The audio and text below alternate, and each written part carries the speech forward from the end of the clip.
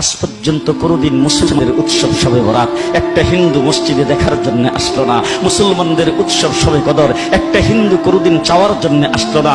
মুসলমানদের উৎসব রমজান মাসের রোজা একটা হিন্দু কোনোদিন তোমার সাথে সমাজ করার জন্য রাখলো না। একটা হিন্দু কোনোদিন তোমার ঈদের নামাজে আসলো না। একটা হিন্দু কোনোদিন তোমার সাথে জুমার নামাজে অংশগ্রহণ করলো না। তোমাকে দেখার জন্য পর্যন্ত আসলো না।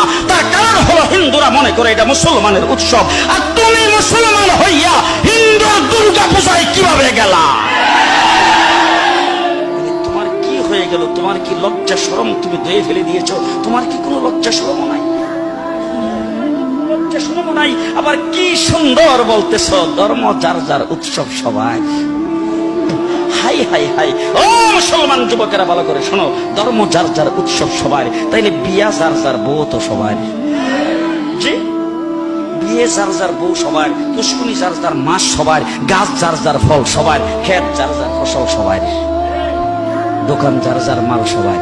তাহলে আমার দোকানের মাল যদি আমার হয়, আমার ক্ষেতের ফসল যদি আমার হয়, আমার গাছের ফল যদি আমার হয়, আমার গাছের নারিকেল যদি আমার হয়, আমি বিয়ে করলে বউ যদি আমার হয়, মুসলমান আমার পুষ্কুনির মাছ যদি আমার হয়, তাইলে ধর্ম যার উৎসব তার।